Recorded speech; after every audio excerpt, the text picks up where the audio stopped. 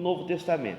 Assim como o Antigo Testamento, nós vamos ver que o Novo Testamento também ele tem uma montagem normal. Se você observar na ordem cronológica da Bíblia inteira, o primeiro livro a ser escrito fora o livro de Jó. Se você observar depois, o segundo livro a ser escrito pela ordem cronológica, eu tenho o livro do Êxodo. Agora, no Novo Testamento, eu sei que o primeiro livro a ser escrito, que ele tem mais tempo, mais idade de vida, é a carta e a Epístola Universal de Tiago. Então, Tiago foi praticamente o primeiro livro do Novo Testamento a ele ser montado do jeito que ele é hoje. Agora os outros, depois do tempo, ele foi mudando, foi montando para conseguirmos ter esse cânon que nós chamamos de o Novo Testamento. Então vamos lá. A preparação hebraica para tudo isso, observa-se que conta um pouco a história do Antigo Testamento, e os irmãos eu quero deixar bem claro aos irmãos que Jesus, ele não veio para tirar nenhuma lei. Jesus não veio para, o livro de Naum não funciona mais, não funciona, ele veio para cumpri-la. Então, o evangelho hoje, que nós chamamos de evangelho moderno, o evangelho passou por três composições que nós chamamos: o evangelho bíblico, que é os homens da Bíblia; o evangelho contemporâneo, que já é os pais da fé, que nós vamos ter uma matéria específica para falar dos pais da igreja, né?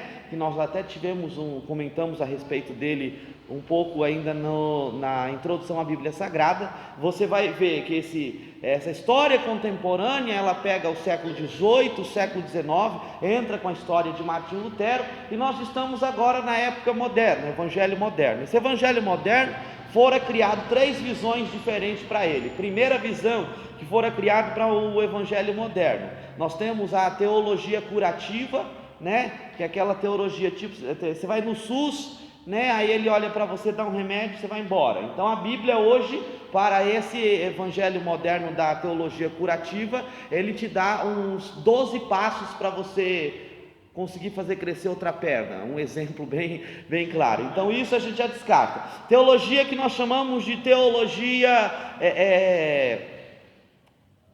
da prosperidade. Eu faço uma barganha com Deus, eu troco, né? E aí eu consigo ter ou reter. Então eu faço um investimento, eu coloco nas mãos de Deus um determinado valor, né? No envelope eu pôr nas mãos do Senhor 3.000, daqui um mês eu quero, né, que o Senhor, através do meu investimento no seu banco celestial, ele me devolva 30.000. Então isso nunca vai acontecer e não dá para me barganhar com Deus. Ninguém conta essa história, e agora que eu estou sendo filmado, não posso mais falar o nome da igreja, né? Mas determinada igreja tinha um determinado obreiro. Esse obreiro hoje ele aceitou Jesus de verdade.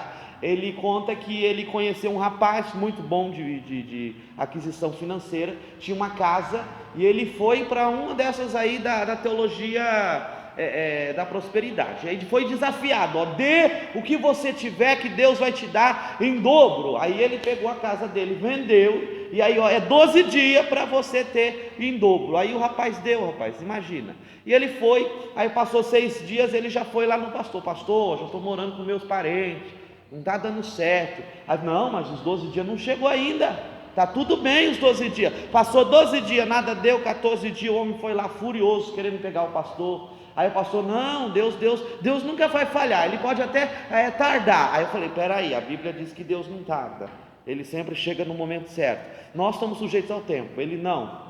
O tempo de Deus é o que nós chamamos de Kairos de Deus, não consigo explicar. Agora o nosso, que é aquele Ion, e o outro tempo que a Bíblia cita no Novo Testamento, nós vamos ver que ele está pautado em nós, dias, semanas, meses, anos. Aí, resumindo, esse pastor, a igreja foi lá, comprou um barraco para ele lá no final da Tiradentes, quase em Guaianazes, e resumindo, no final da semana encontraram ele pendurado numa corda no final do barraco que a igreja havia dado. Então, irmãos, isso não existe. O terceiro ponto de teologia moderna que é colocado aqui é uma teologia comparativa. O que é uma teologia comparativa?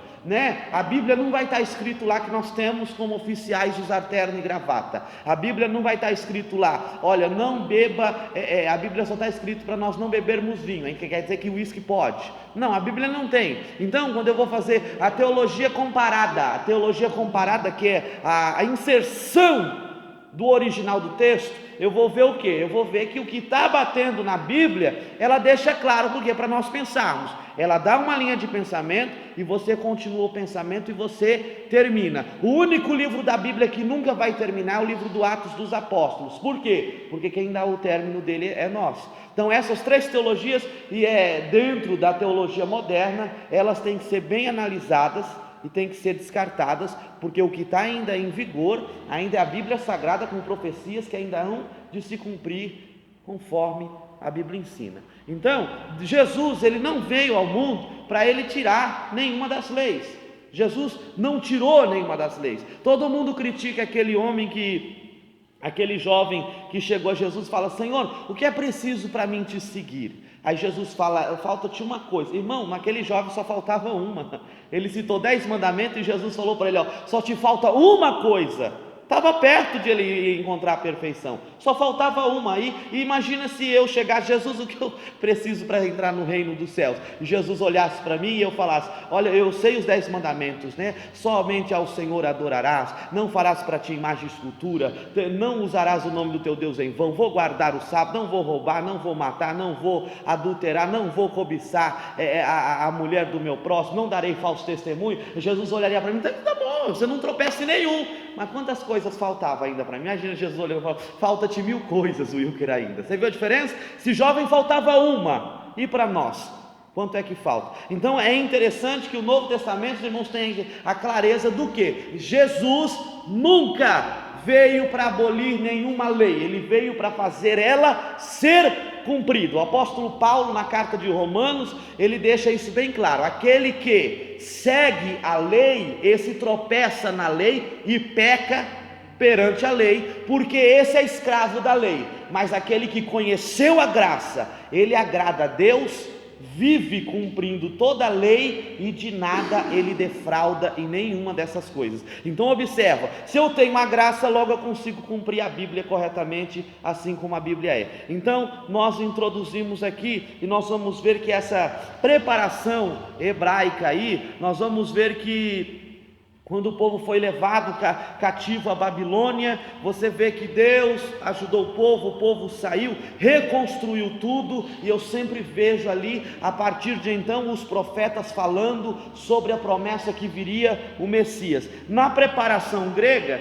eu conheço um jovem chamado Alexandre, né, que é o filho de Filipe da Macedônia, e mais de uma quantidade de 300 anos antes do nascimento de Cristo. Você vê que ele tem a alegria de reconstruir um novo império. Então a Grécia, a primeira coisa que esse Alexandre ele faz, né, o Alexandre considerado Alexandre o Grande, ele faz o que? Ele consegue dominar tudo, ele coloca lá uma única língua, todo mundo vai falar grego, e aí ele consegue ganhar esse poderio aí, e você vai ver que a maioria dos livros do Novo Testamento, a maioria não, todos eles são escritos em grego. Então você vê que o Império Grego, ele teve uma participação especial na montagem e na história do Novo Testamento. Passando isso, cai o Império Grego, apenas fica ali o que nós chamamos de Grécia, o país chamado Grécia, entra a preparação romana. Irmãos, o romano ele tem duas coisas importantes na vida dele, eu vou citar duas só, mas tem muito mais. Primeiro, ordem, e segunda, organização. Então eu tenho o imperador César Augustus, e depois de César eu tenho o que nós chamamos de tetrarcas. Os tetrarcas são o quê? São exatamente como se fossem governadores de algumas províncias. Então alguns desses tetrarcas foram quem? Eu tenho alguns citados neles aqui, que são: o primeiro, Herodes foi um tetrarca. Ele praticamente comandava uma das partes ali de Cesareia de Filipos, ou de Filipo, e Jerusalém. E eu tenho o que eu chamo de Pilatos, que Pilatos também é um tetrarca que governou uma das cidades, alguma parte do Império Romano. Então a lei fora instituída. Então dentro da lei romana eu tenho milhares de fatores, e o pior deles, se eu fosse considerado ladrão, imundo ou impuro, ou feito coisas terríveis contra o Estado, a minha punição seria com a morte. Segue-se a lei de Moisés, e aí os romanos pegaram uma parte do livro de Levíticos e montaram uma lei. Que lei é essa? Se eu me pegassem roubando com a mão direita, logo deceparia minha mão para mim não roubar mais com a direita. Aí se fosse no Brasil, roubaria com a esquerda e cortaria, enfim, fatiaria todo mundo, mas mas não. Aí o que acontece? Eles seguiram essa lei. Dentro disso eu tenho ordem. Como é que é a ordem? Tudo que eu vou fazer agora dentro do Império Romano, eu preciso ter uma licença. E qual era? Não era um papel assinado, não era um alvará. O alvará que eu tinha era o quê? Era uma túnica que eu usaria, demonstrando quem eu seria dentro do Império Romano. Então vamos lá. O imperador romano, é claro, César Augustus, usava uma pequena capa, demonstrando que ele era o imperador. A capa dele, no caso, seria branca ou seria dourada. Você vê todo o Império Romano, todos o poderio militar deles é uma capa vermelha. Você vai observar, para todo aquele que vai esmolar ou pedir esmola, que precisaria da licença, seria uma capa preta. Agora, se eu sou mestre ou professor, eu teria que ter uma determinada capa para demonstrar que eu estava sobre o poderio para ensinar um grupo de pessoas ou um agrupamento de pessoas. Então entra a questão aqui das leis e da ordem do Império Romano. Observa-se que o Roma, eles tinham tanta ordem que as estradas eram bem pavimentadas e possuíam boa drenagem, e geralmente era patrulhada pelos soldados, Você observa-se que essas estradas, elas eram bem patrulhadas, não haviam roubos nessas estradas. Você observa que quando Jesus está contando a parábola do bom samaritano, você vê que vinha quem? Um homem sobre uma estrada, só que essa estrada que Jesus está colocando aqui não era uma estrada escoltada pelo exército de Roma. Por quê? Porque senão esse homem não seria assaltado. Agora, conta-se a parábola, Jesus conta. E por que Jesus conta essa parábola? Exatamente porque Jesus pegava algum defeito que ele via sobre o povo e ele diz: eu vou contar uma parábola para tentar entender que isso é um problema, precisa ser solucionado. Então observa-se que Paulo, ele usou algumas vias e algumas estradas, como a via de Ignácia, ela cruzava a Acácia e a Macedônia, e a via Ápia, que levava diretamente para Roma. Dentro disso, eles também eram tão organizados que criou uma religião. Qual era? A religião dava-se o culto ao imperador. Então lá, quando você for ver João escrevendo algumas cartas, principalmente é o livro de Apocalipse, alguns anjos das igrejas que está em algumas localidades lá do capítulo 2, você vai ver que tem um que ele não presta uma igreja, que ela não presta o culto ao imperador.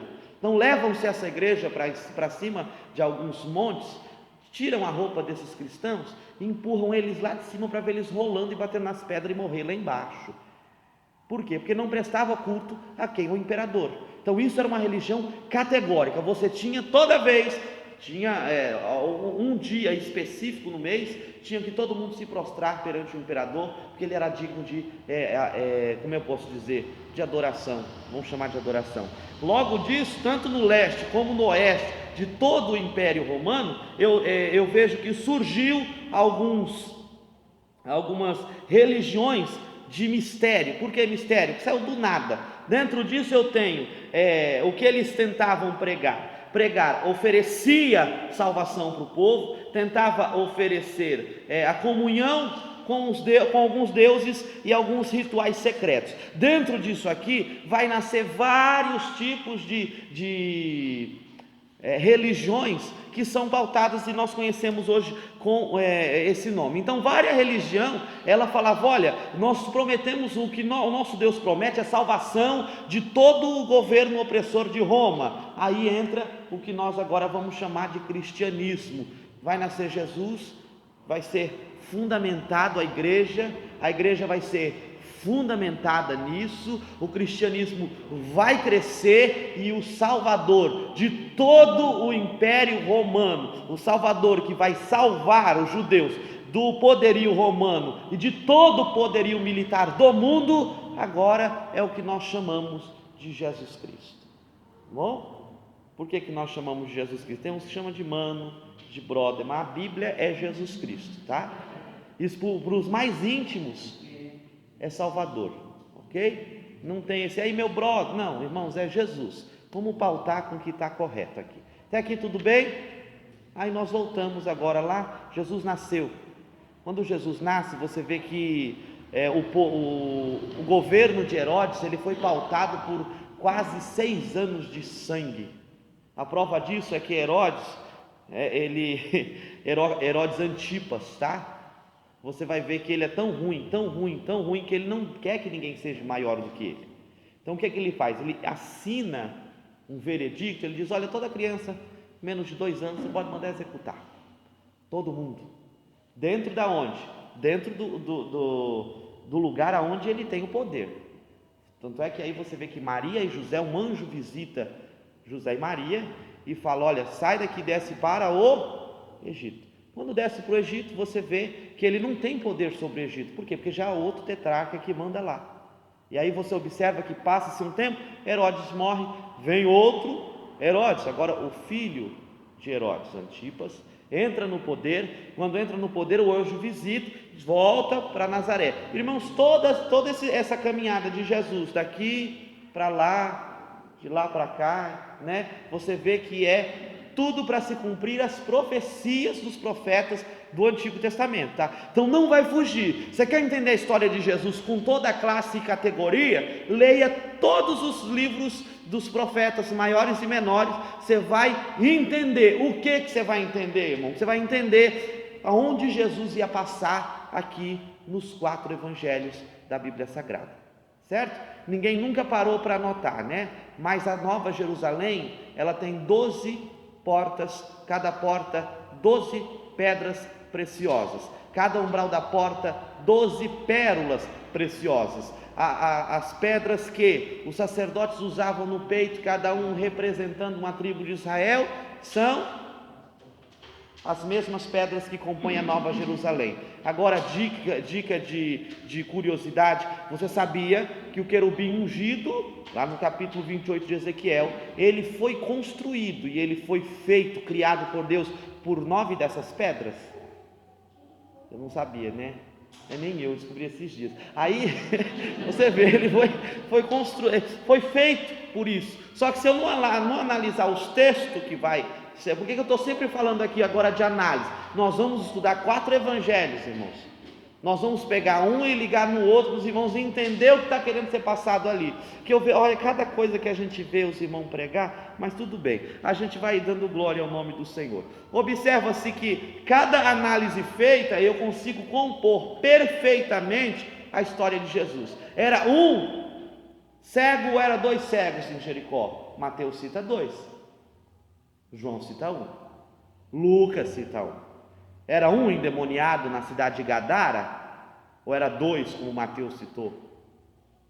Por isso você tem que analisar, né? Conta-se a história de um velho irmão que não estava nem com vontade de pregar naquele dia. O pregador faltou, ele teve que pregar. Ele foi falar sobre a criação da mulher. Ele falando sobre a criação, o ventilador virou as páginas da Bíblia e ele terminou falando da Arca de Noé com a frase dizendo: e foi assim que a mulher foi feita. Eu imagino uma grande embarcação. Enfim, mas então, se eu não analisar os textos da Bíblia, eu não consigo compreender exatamente a história ou a matéria que eu chamo de cristologia, que é o estudo de Jesus Cristo. Até aqui tudo bem? Vamos aprofundar agora nossos conhecimentos. Então, irmãos, quando é montado o Novo Testamento, eu já começo por 4 livros, que é considerado 4 livros falando apenas de Jesus Cristo. Se eu fosse considerar um 5º evangelho, eu poderia considerar 2 livros com o 5º evangelho. Qual é? Isaías, do Antigo Testamento, porque ele junta tudo o que cada um vai falar. Ele fala da crucificação, ele fala do que Jesus sofreria, né? E você vê que o livro de Atos eu posso considerá-lo assim um quinto evangelho. É uma hipótese, mas pelo amor de Deus, quando você for pregar, não faça nenhum tipo de piada no púlpito. Irmãos, abra sua Bíblia no quinto evangelho de Isaías. A pessoa vai olhar e falar: rapaz, Isaías teve 5 livros. Abra sua Bíblia no quinto evangelho, livro de Atos. Não, é Atos dos Apóstolos, certo? Pode ser considerado? Pode. Por quê? Porque traz o teor falando do mesmo Jesus Cristo. Outra coisa, quando você for, abra sua Bíblia no evangelho de João. Opa, o evangelho não é de João, o escritor é João. Abra sua Bíblia no evangelho de Jesus Cristo, segundo escreveu João. Ficou claro?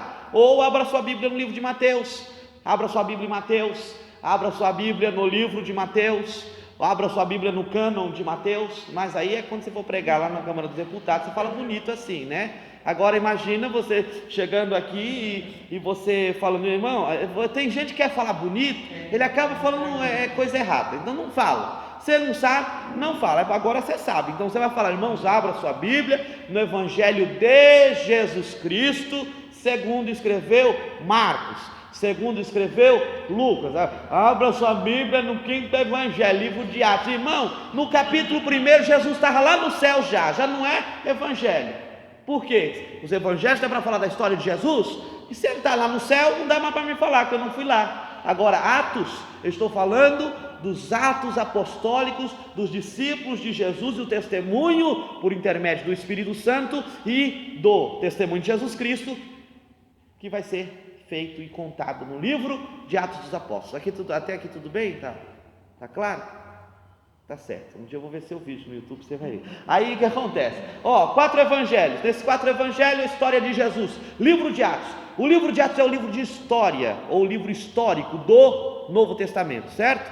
Se ele é o livro de história do Novo Testamento, a partir de Romanos até o livro de Apocalipse, tudo vai acontecer dentro do livro de Atos. Ok? Não ficou claro, né?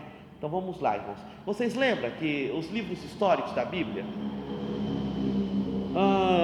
Ruth, Esther, 1 Reis e 2 Reis, 1 e 2 Samuel, 1 e 2 Crônicas, você viu aquele monte de história?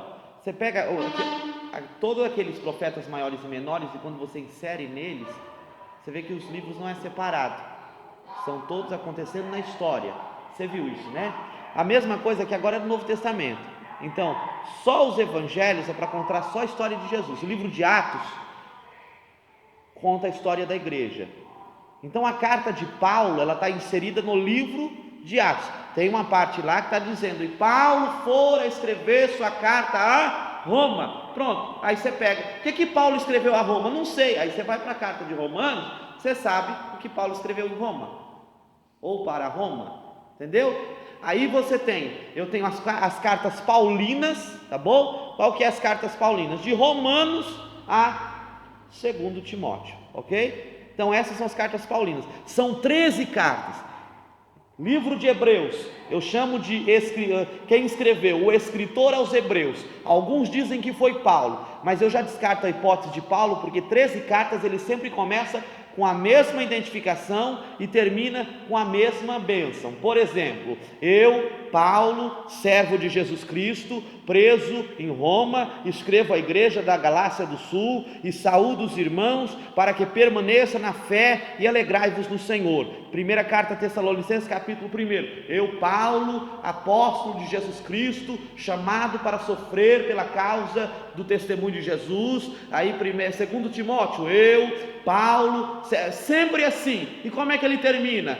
Que a graça do Senhor Jesus Cristo, pelo nome do seu humilde servo Paulo, saúda os irmãos que estão aí, Priscila e Áquila que está em algum lugar, Tito, sempre, aquela lista enorme de pessoas que ele saúda. Ele sempre termina assim. Quando eu vou ler o livro de Hebreus, eu já não começo assim, porque eu não tenho uma apresentação, eu já sou inserido na história.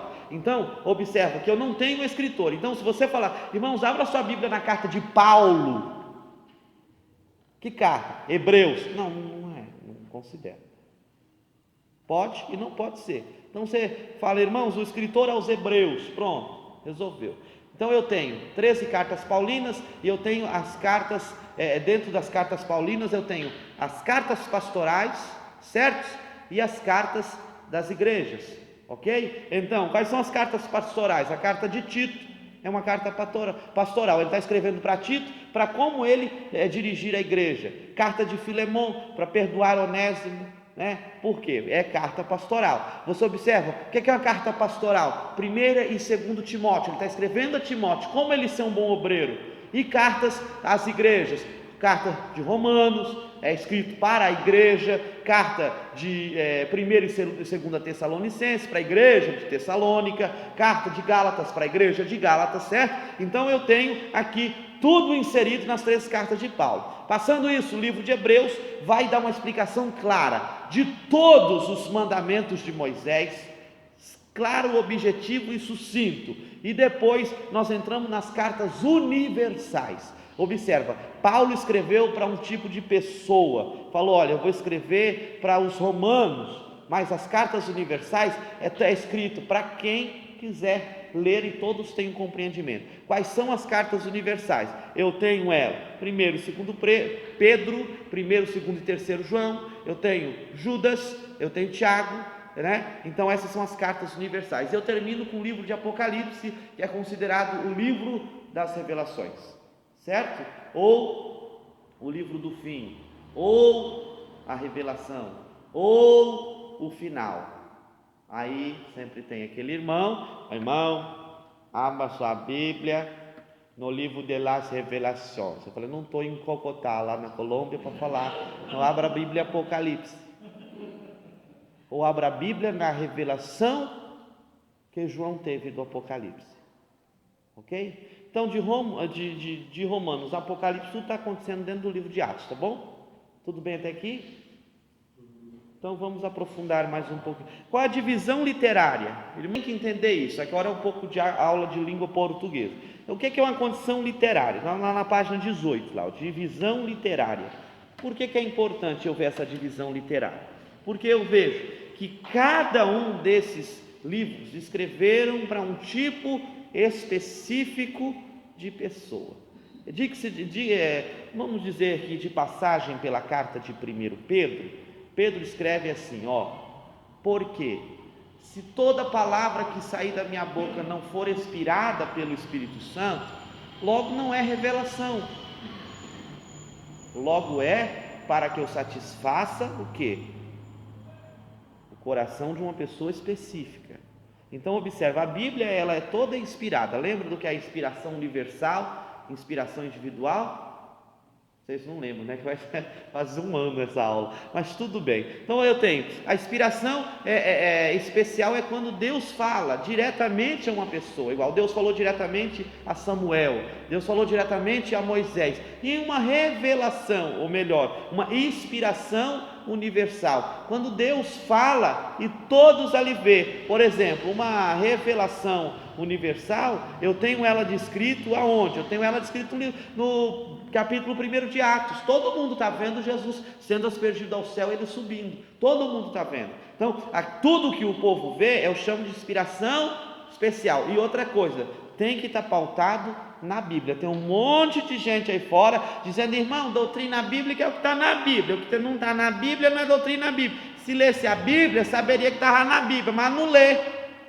Aí fala, não está, mas está aqui. Ninguém pega assim e fala, irmão Wilker, tal coisa é pecado. Não, ninguém tem ideia, fala, eu vou falar que isso é pecado. Não, a pessoa tem ideia de falar, não, isso aqui vai te dar dinheiro. Aí um monte de gente cai. Agora, quando você vê os pais da igreja analisando e dizendo, olha, isso aqui não pode, isso aqui, por que não pode? Está onde? Está aqui, a pessoa precisa analisar. Certo? Então, nós temos que tomar cuidado com as análises literárias que vai ser feito de cada texto e o que o texto está querendo dizer para nós, certo? Que aí imagina, alguém vai ler errado, né? Igual aquele velho erro, né? Vai e adultera com ela, aí o irmão foi, pegou a esposa do outro e deu tudo certo. Não, tem que saber pelo menos ler o que está passando no versículo, certo? Vamos lá. Então, Mateus, ele apresenta Jesus Cristo como rei dos judeus, certo? Você vê que Marcos já tem uma composição diferente. Ele apresenta Jesus Cristo como servo do Senhor, ok? Então, você vê que Lucas apresenta Jesus como filho do homem, e João apresenta Jesus como filho de Deus, certo? Você vê que são quatro evangelhos para falar da mesma pessoa, que vai trazer 4 características diferentes da mesma pessoa. Então eu tenho aqui, Mateus vai falar que ele é o rei dos judeus. Por quê? Porque Mateus escreveu para os hebreus. Eu venho com Marcos falando, olha, ele é servo. Você vai ver que sempre no livro de Marcos está lá, e ele era um servo sofredor. Você vê que o livro de Marcos coloca Jesus como se ele estivesse servindo o povo. O livro de Marcos detalha quando Jesus vai lavar os pés dos discípulos. Por quê? Porque está apresentando ele como servo. E aí vem Jesus dizendo, vem Paulo dizendo, para nós imitarmos a Cristo. Para imitar a Cristo eu preciso ser apresentado com essas 4 características. Primeiro, como servindo a Deus e ele sendo o meu rei. Segundo, como eu sendo servo. Terceiro, como sendo servo do Senhor, como eu vou servir o Senhor. E o quarto, eu sabendo que eu também sou assim filho de Deus. Então nós temos que tomar cuidado com as composições literárias. Dentro dos 4 evangelhos há uma harmonia muito grande. Por quê? Porque às vezes os 4 evangelhos falam do mesmo milagre. Então, quando qualquer pregação que eu for falar, eu não posso pegar só o milagre de Marcos e falar, não, pega os 4 evangelhos, analisa o que os 4 estão dizendo, você vai ver a ideia central do texto e você vai analisar bem o que está sendo proposto aqui. Agora vamos falar basicamente dos 4 evangelhos separadamente. Hoje essa aula, só os 3, nós vamos ter uma aula específica só para falar de João um pouco mais complexo. Então lá na página número 23, nós começamos chamando ele como os evangelhos sinóticos, que é Mateus, Marcos e Lucas, tá bom? Você viu que eu parei um pouco a história para contar agora, explicar o que é o livro, porque a história nós vamos pegar um pouco mais na frente. Tá até aqui tudo bem? Alguma dúvida? Tá confuso? Então tá bom, então vamos lá. Irmãos, 3 evangelhos são chamados sinóticos. Por quê? Porque eles veem as coisas da mesma ótica. Como? Você vê que os 3 primeiros evangelhos, eles são fragmentados. Você vai ler os capítulos de Mateus, capítulo 5, você tem o Sermão do Monte.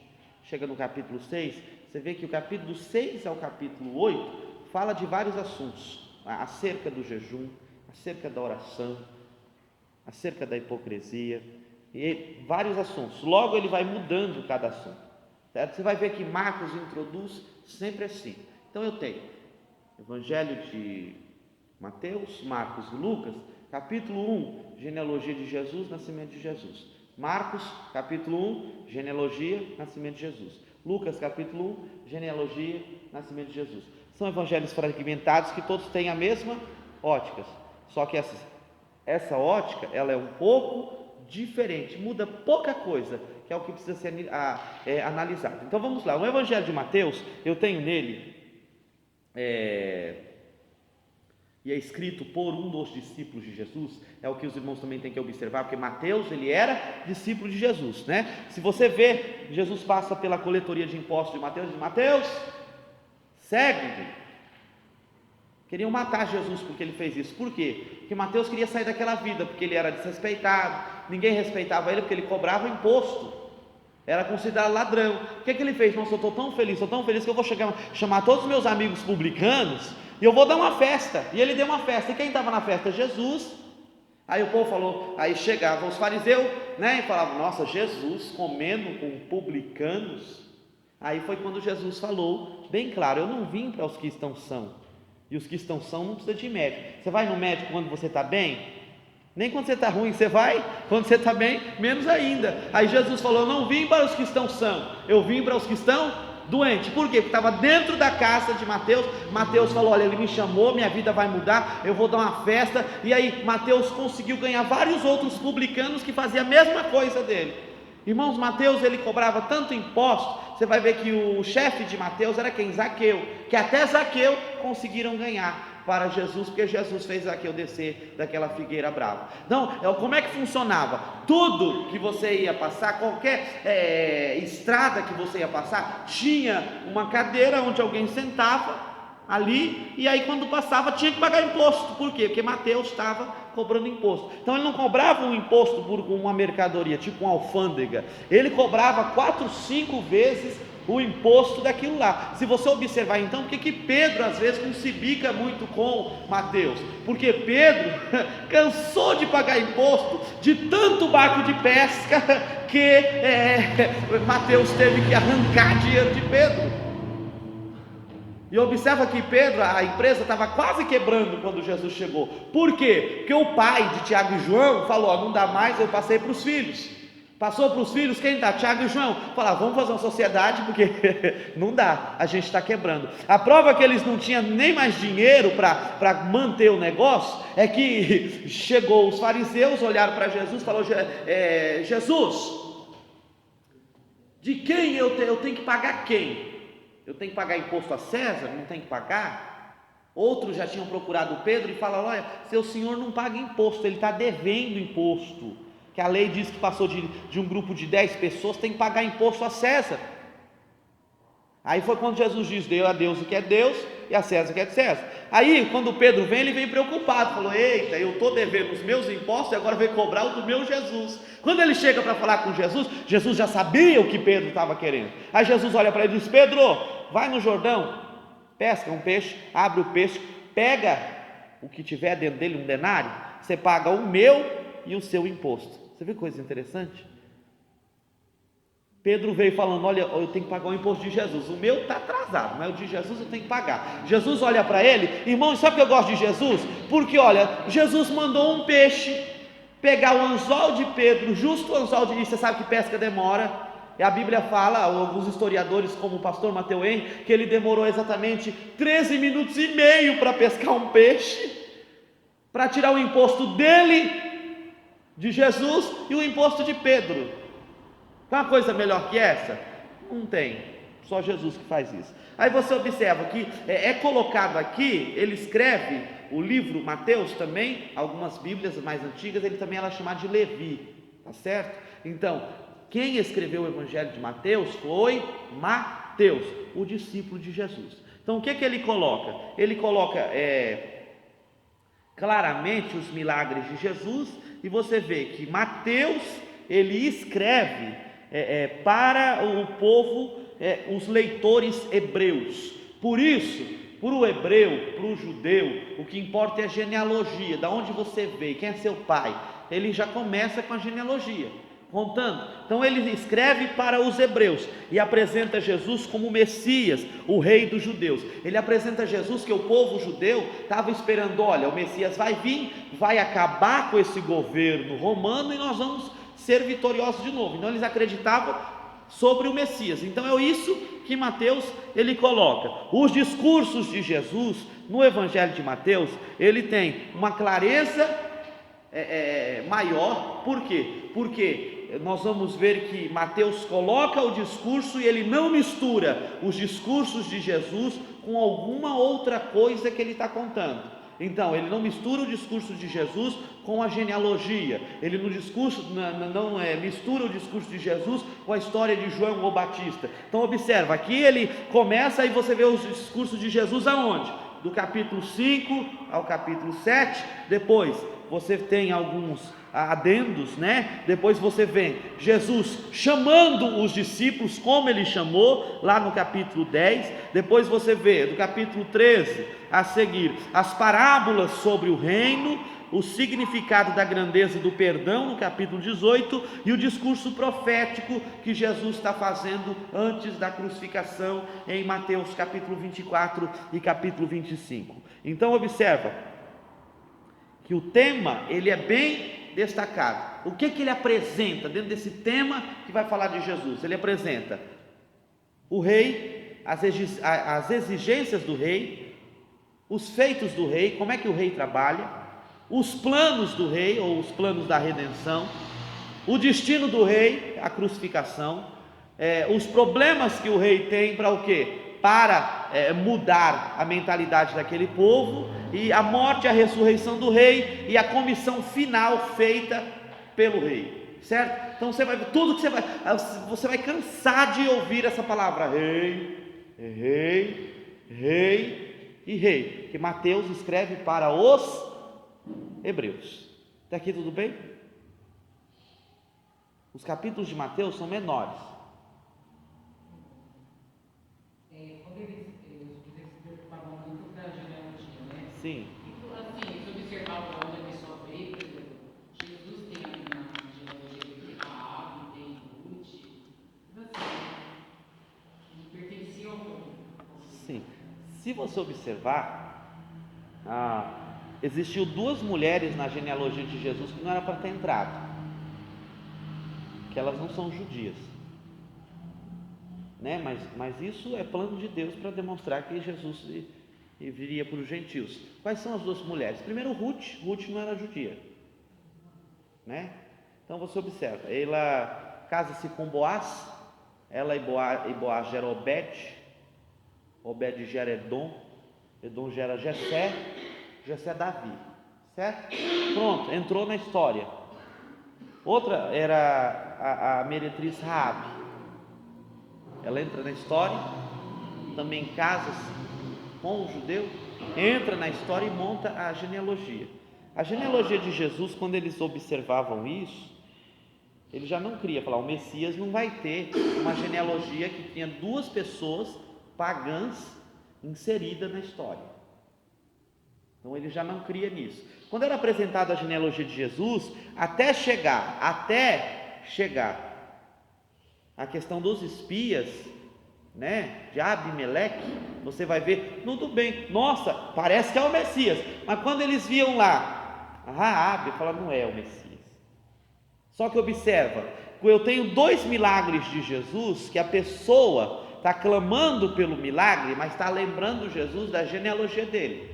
Qual é? Bartimeu e a mulher cirofenícia, uma mulher cananeia. Ela sai de casa, deixa uma filha endemoniada trancada lá dentro, né? E vai até Jesus. Bartimeu se levanta, e quando eles estão querendo chamar Yeshua ben Davi, ou Jesus filho de Davi, ele está querendo dizer, ó Senhor, Raabe não era nem judia, já era para morrer, né? Era para matar ela, o Senhor deu livramento. Ruth também não. Olá, aconteceu que ela perdeu tudo, voltou, casou com Boaz, um homem que está na tua história. Então lembra-te de mim também. Aí foi quando Jesus para, e é daí, por isso que Jesus para. Aí Jesus olha para os 2. Primeiro para a mulher cirofenícia, olha para ela e diz, mulher, não convém que eu tire o pão da mesa dos senhores ao dar aos cachorrinhos. Só que ela olha, assim como Raabe fez, falando, olha, eu ouvi falar do Deus de Israel, e aonde vocês entram, Deus dá na mão de vocês, só tenha misericórdia de mim, quando vocês entrarem aqui, poupar a mim e a minha família. Essa mulher vai fazer a mesma coisa que Raabe fez. Jesus está dizendo, olha, não convém que eu tire o pão da mesa dos senhores para dar aos cachorrinhos, não convém. Ela diz, Senhor, mas até os cachorrinhos comem das migalhas que caem da mesa do teu Senhor. Aí Jesus olha para ela e diz, mulher, vai-te em paz, porque grande é a tua fé. Bartimeu, a mesma coisa fora colocado. Por quê? Porque clamaram a Jesus, lembrando ele de sua genealogia. Então o judeu, ele chegava até Raabe ou Ruth, falava, não é o Messias. E é aí que entra. Eles esperavam que Jesus viria de uma família rica, teria um palácio, iria vir montado em um cavalo, né? Jesus entra montado em uma jumentinha em Jerusalém, né? Bem legal, bem legal. E o povo, não, esse aí não pode ser o Messias, ele seria aplaudido. Não, gente, abanaram Jesus com uma folha de bananeira, irmãos. Então não cria, mas depois que Jesus ressuscita, aí eles veem, até o centurião, quando o véu do templo é rasgado de alto a baixo, ele diz, verdadeiramente, esse era o Filho de Deus. Agora observa, é que o povo analisava o que estava escrito, só que os profetas, se eles tivessem analisado com mais clareza, teriam dito isso. da onde ele iria vir. Tanto é que Natanael fala: ô Felipe, não pode ser o Messias. Por quê? Ué, porque Nazaré, vem alguma coisa boa de Nazaré? Aí Felipe não tinha mais argumento, falou: então vem ver. Quando Natanael chegou, Jesus olha para ele e diz assim: ei, eu te vi, aonde? Debaixo da figueira. Aí ele entra em estado de choque. Ele fala: eita, ele é um profeta? Mas aí Natanael vai complementar dizendo: tudo que eu li a respeito do Messias sobre a lei, fala a respeito de ti. E aí ele entra para reconhecer Jesus como o Messias, né? Bom, Leandro.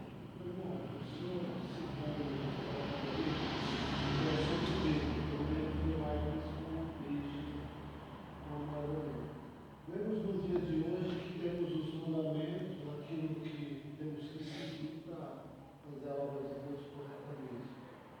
Seria esse ponto a ser chamado de novo de fazer certas coisas a qual nós escutas sabemos que temos que fazer. E não fazemos. Seria difícil nós ir pescar um peixe. Até porque por aqui não tem, né? Imagina você pescando um tamanho ATI.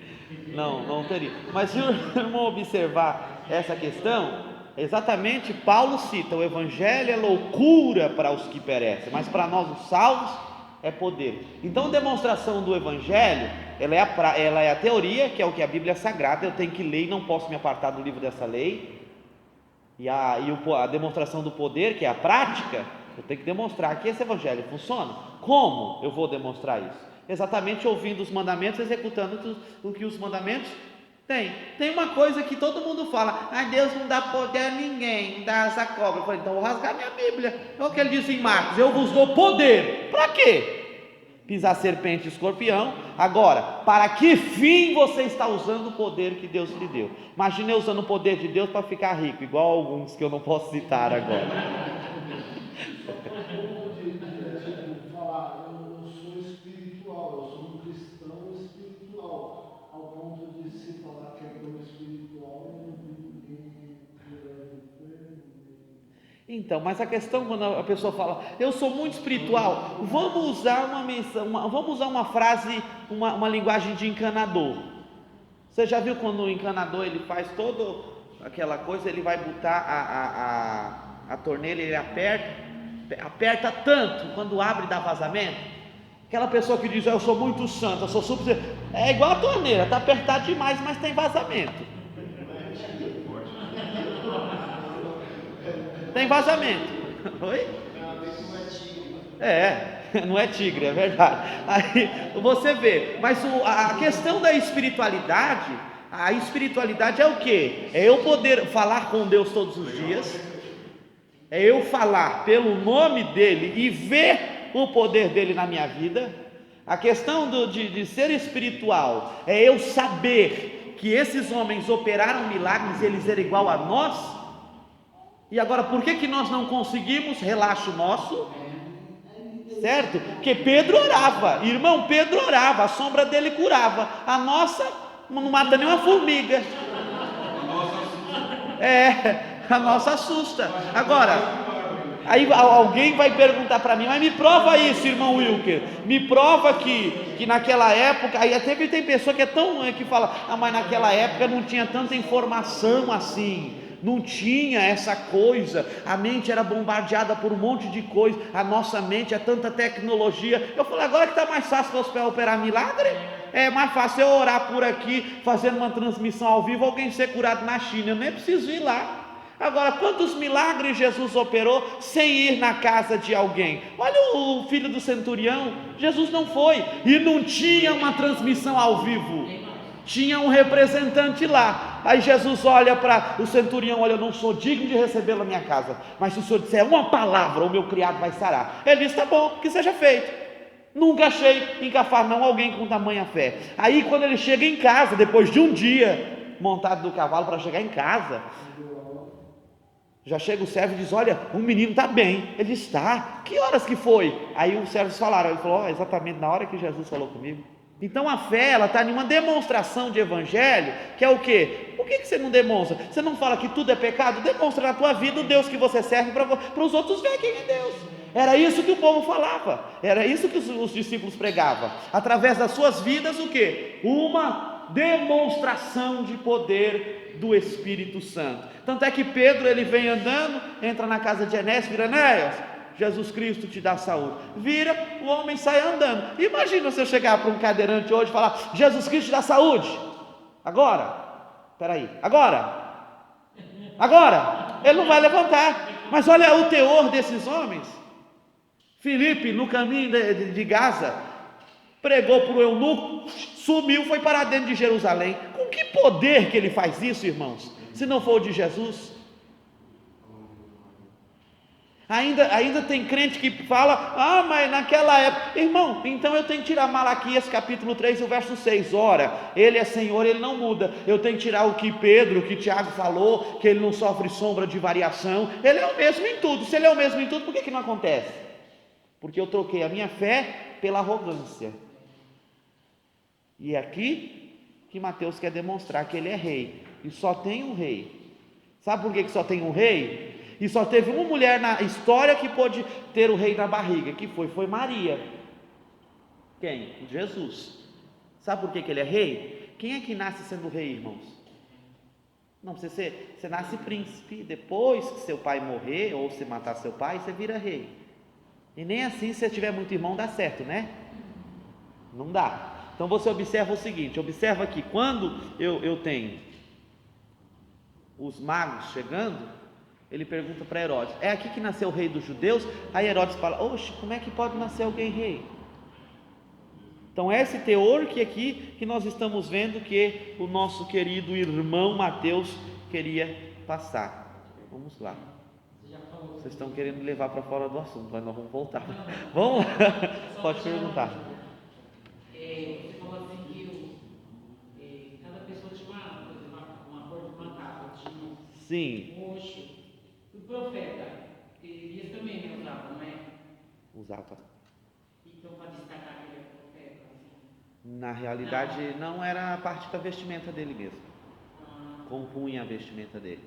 Mas por quê? Para se cumprir João Batista vindo no mesmo espírito de João Batista. Por quê? Elias não sabia que existiria um império romano que teria o teor e a ordem de se usar uma capa. Ele nunca conheceu João Batista. João Batista veio no mesmo. Você vê que a roupa é a mesma, só que a capa é para diferenciar. E se você ficar pegando algumas coisas do Novo Testamento, você vai ver que lá no Velho está batendo, para você ter essa junção do que vai acontecer lá na frente. E vai, coisas terríveis, mas vai. Então sigamos. Até aqui tudo bem, irmãos? Então vamos, então isso diz o Evangelho de Mateus. O Evangelho de Marcos, nós temos aqui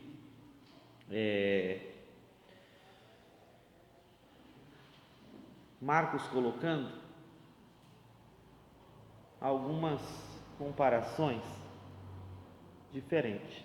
Você vê que Marcos, ele não foi um discípulo de Jesus.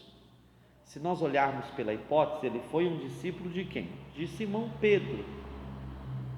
Mas, por andar com Pedro, ele também vai escrever a respeito de Jesus. Você vê que a leitura da ordem de Marcos é exatamente a ordem que os romanos prezam. Então aqui você vê que Marcos ele já escreve para os romanos, Mateus para quem? Para os hebreus. Então tem uma diferença. Marcos para quem? Para os romanos. Ele apresentou Jesus como o quê? Como um obreiro, como o quê? Como servo.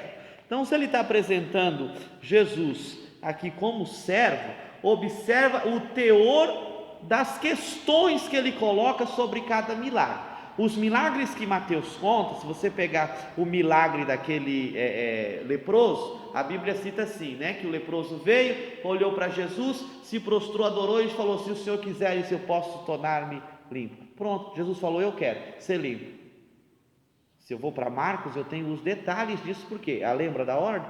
O romano gostava disso, então ele vai escrever para romano. No capítulo 2 tem a história daquele paralítico que desce pelo teto. Eu ia falar que desce pelo tanque de Betesda. Não, ele desce pelo teto. Mas observa a questão aqui. Se você olhar cada detalhe que Marcos coloca, você vê que o romano ele teria a alegria de ler esse livro. Por quê? A Bíblia cita 4 homens. Lembra? Para os judeus importava o nome, de onde você veio. Para os romanos não importa quem foi quem levou, importa o que vai acontecer. Então eu não tenho o nome do paralítico, eu sei que ele era coxo. 4 homens pegaram a maca, foram até a casa onde Jesus estava. O que Jesus estava fazendo dentro da casa? Ensinando, pregando. Quem tinha dentro da casa? Tinha saduceus, fariseus, estava lotado, tinha tudo. Não tentaram pela porta, não deu. Talvez pela janela, não deu. Por quê? Porque o saduceu, o que ele prioriza é a ordem de chegada. Então se ele chegou ali, ele falou, não vou sair, eu cheguei primeiro. Por isso que não deixam esse homem entrar. Eles sobem no telhado, medem exatamente onde Jesus está, de estéreo, e descem ali. Observa que até aqui ninguém estava preocupado. Olha, um paralítico, gente, o homem já é paralítico, pai, vai cair. Ninguém está preocupado se ele vai cair ou não. Por quê? Porque eles não estavam nem ligando para o homem. Quando o homem desce, Jesus continua pregando e Jesus continua como se nada tivesse acontecendo. É normal, né? Você está pregando de estéreo em uma casa, desce um paralítico e você continua pregando. É normal, isso acontece no nosso dia a dia. Mas Jesus não parou a pregação. Tá certo? Aí, o que aconteceu? Quando Jesus está ali pregando, ele interrompe a pregação e ele não olha para a multidão. Jesus olha só para o paralítico e aí Jesus faz assim, ó: perdoados estão os seus pecados.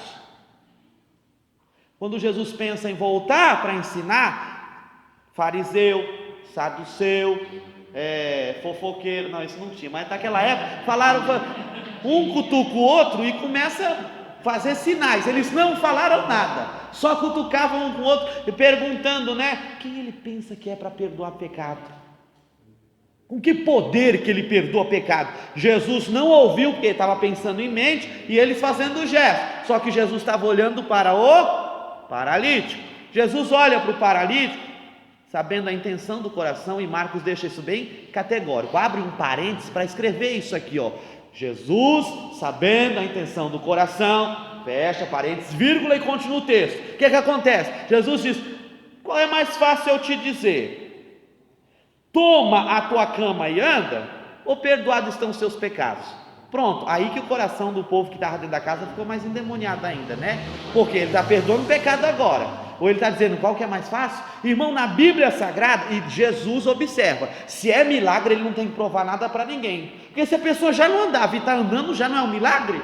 Só que aqui Marcos faz questão de provar para o judeu que além do paralítico andar, Jesus ainda opera milagre. Ué, mas andar já não é um milagre? É, por isso que Marcos está querendo colocar de novo que ele opera milagre de novo. Por quê? Porque aí Marcos fala que o homem pega a cama, levanta, e lembra a porta que ele não passou? Lembra o saduceu que diz, não, é por ordem de chegar.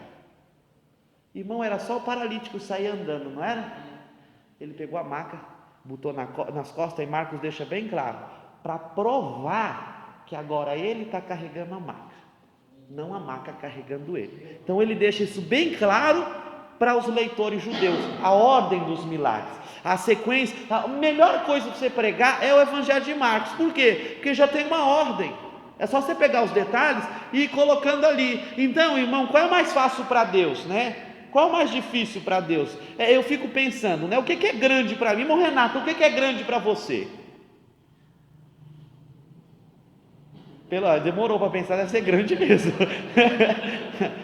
Tá, cada um tem uma coisa grande, mas vamos falar, alguma coisa grande? Você acha grande para você? Só faz assim, não, mas é para falar o que é grande.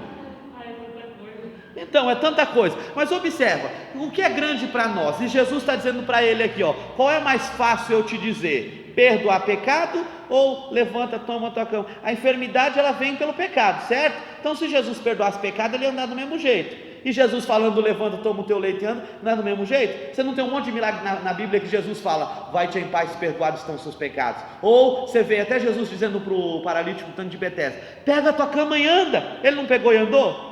Eu fico pensando que, nossa, Jesus dá uma confusão na nossa mente, né?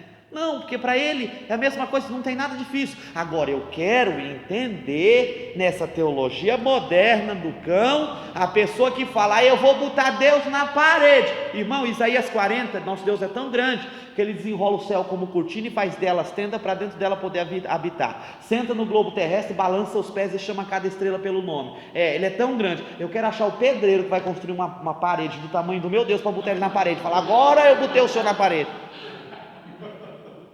Porque não existe nessa questão do que é maior, qual é mais fácil. Para Deus não tem nada difícil. Tudo que Ele vai fazer é fácil. Não foi fácil construir o mundo, né? Lá na escola secular, quando a professora pedia uma maquete, você odiava fazer aquilo, não era? Por quê? Porque dava trabalho, não dava? Você colava aqui, caía lá. Agora para Deus não é difícil, porque Ele falou, olha, haja céu, haja luz. Falou, olha, a luz está bonita, mas vou botar um luminar maior para iluminar o dia e um menor para iluminar a noite. Haja terra. Houve terra, grama, os répteis. Agora eu pergunto, o que é difícil para Deus, irmãos? Para esse povo, nesse evangelho moderno que a gente vive, entrar e resumir o poder de Deus como um simples corretor imobiliário para dar casa, ou um simples vendedor de concessionária para dar carro.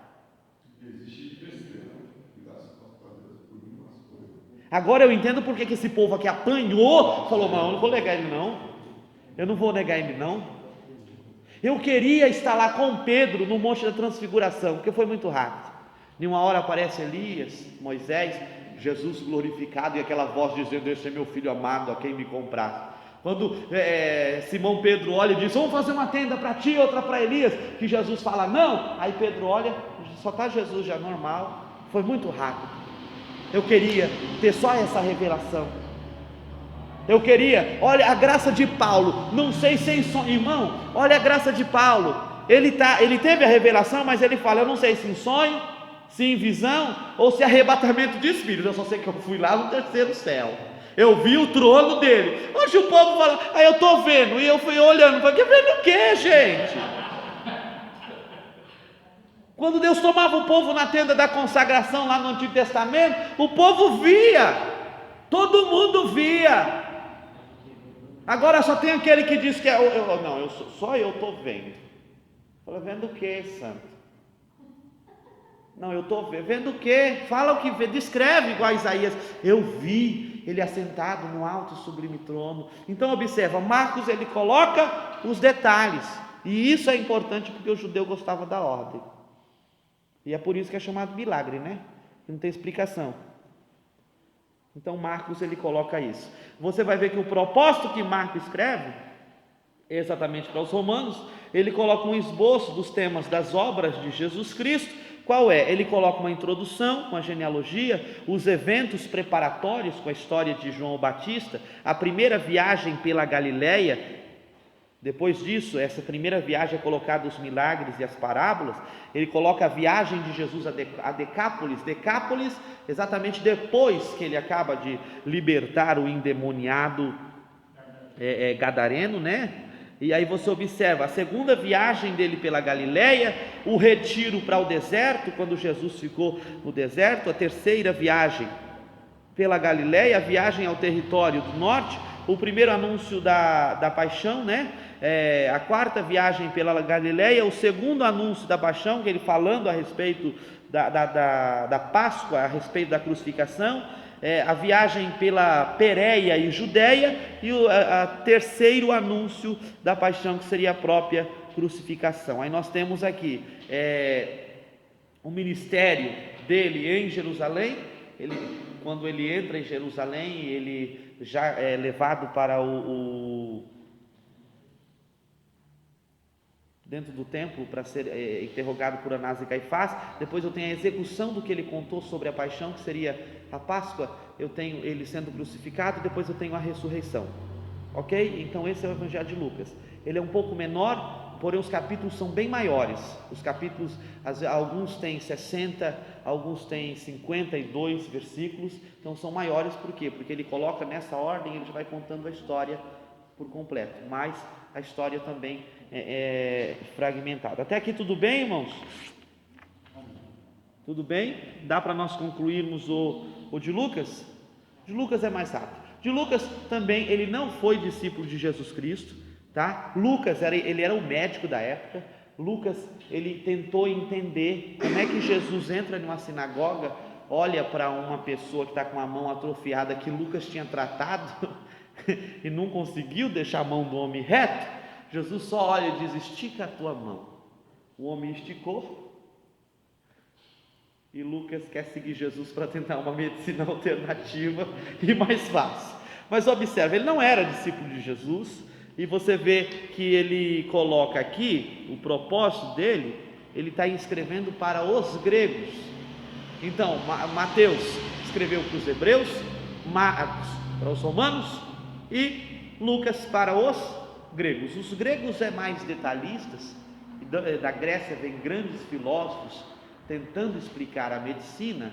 Então ele quer ganhar esse povo para o Evangelho de Cristo. Então você observa que ele coloca, e Lucas ele coloca alguns detalhes, por exemplo, quilometragem de uma cidade a outra. Ele coloca, e saindo Jesus de Jericó e entrando Jesus em Jericó, sobre o milagre de Bartimeu, o que era exatamente. Ele tenta explicar o ambiente igual aonde tudo estava inserido, né? Ele coloca na multiplicação dos pães que não havia nenhum lugar perto para comprar pães, para alimentar, e se tivesse também não daria conta. Então Lucas ele vai colocando esses detalhes. O esboço de Lucas, eu tenho o prólogo, que é a declaração do próprio Deus, né? Eu tenho a preparação do Filho do Homem, e eu tenho o ministério do Filho do Homem na Galileia, depois na Pérea, depois em Jerusalém, e o ministério da paixão do Filho do Homem, né? E depois a ressurreição do Filho do Homem. Por que Filho do Homem? Porque ele está demonstrando Jesus como homem. Jesus nunca veio ao mundo para utilizar os poderes como Deus, mas sim como homem. Então observa que no livro de Lucas ele coloca e ele enfatiza que todo milagre que Jesus ia fazer, ele levantava as mãos para o céu e dava graça. Ele orou para Lázaro sair da tumba, né? Ele deu graça nos 5 pães e 2 peixinhos para ver a multiplicação, e foi fazendo assim. Por quê? Porque ele era servo, ele estava demonstrando e nos ensinando uma dependência total de Deus. Então ele coloca tudo isso daqui. Agora, quais são as características comuns aos evangelhos? Mas antes disso, vamos falar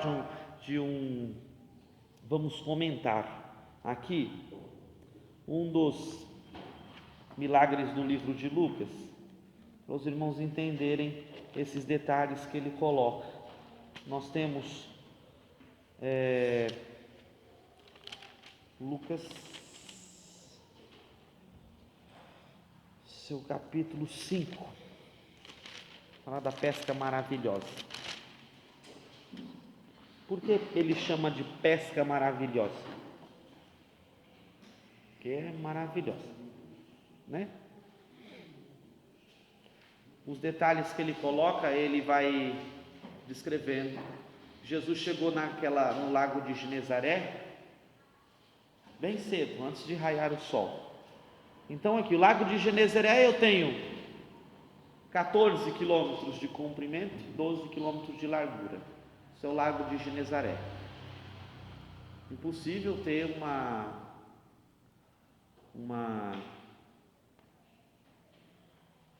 um vento forte ali, porque era um monte de montanha em volta, então era um lago. Jesus desce, ele começa a ensinar na praia, e Jesus ensinando ali, a multidão foi vindo, apertou Jesus ao ponto de ele olhar, ver a água aqui, e então a multidão o apertou. Simão, chamado Pedro, e Tiago e João, os filhos de Zebedeu, 2 barcos ancorados. Você vê que os detalhes que ele coloca aqui, Jesus perguntou de quem era o barco, e Simão disse que era dele.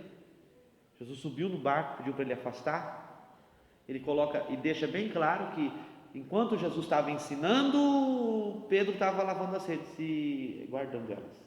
Aí você observa que ele deixa o milagre tão claro, mais claro ainda, quando Jesus volta, desce do barco e diz: ô Pedro, vai-te ao mar alto.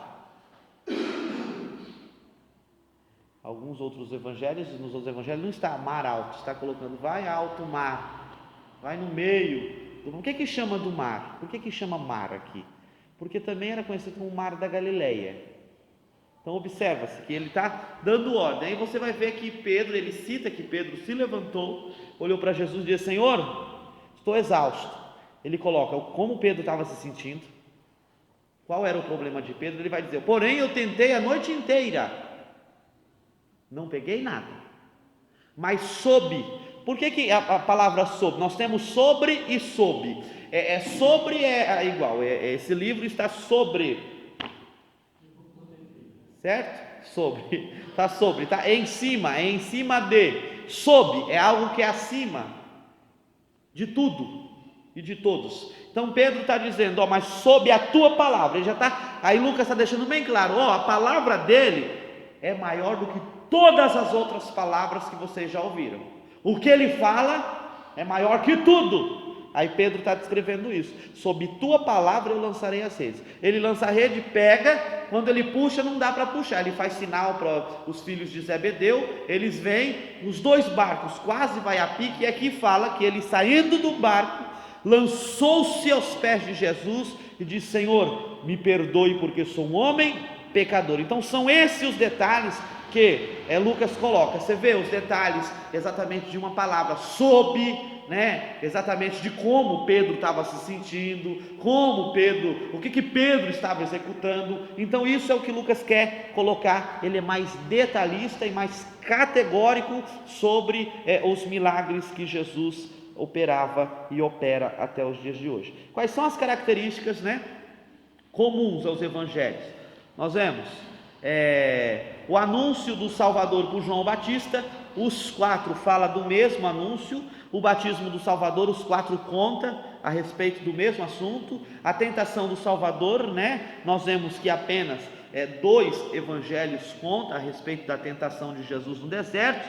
Os ensinos e milagres do Salvador, que é a maior parte de cada evangelho. Então aqui eu sei que os ensinos dele vai ter as parábolas, né? Vai ter os ensinamentos do Senhor, mas cada um vai contar de uma maneira diferente, a mesma coisa, mas de uma maneira diferente. Eu tenho a transfiguração em 2 evangelhos, julgamento, morte e sepultamento nos 4 evangelhos, ressurreição do Salvador nos 4 evangelhos. Então existem algumas pequenas coisas que tem em um, que não tem no outro. Então nós temos algumas características comuns, como alguns milagres comuns, e algumas características especiais. Por exemplo, a natureza incomum do nascimento de Jesus. Nos evangelhos é dada especial ênfase à natureza incomum do nascimento de Cristo, profetizado do Antigo Testamento, anunciado a José e Maria por intermédio de um anjo e levado a efeito pela operação do Espírito Santo. Então, nos evangelhos, quando vai acontecer alguma coisa que alguém já profetizou, aí está lá, para que se cumprisse a palavra do profeta Isaías,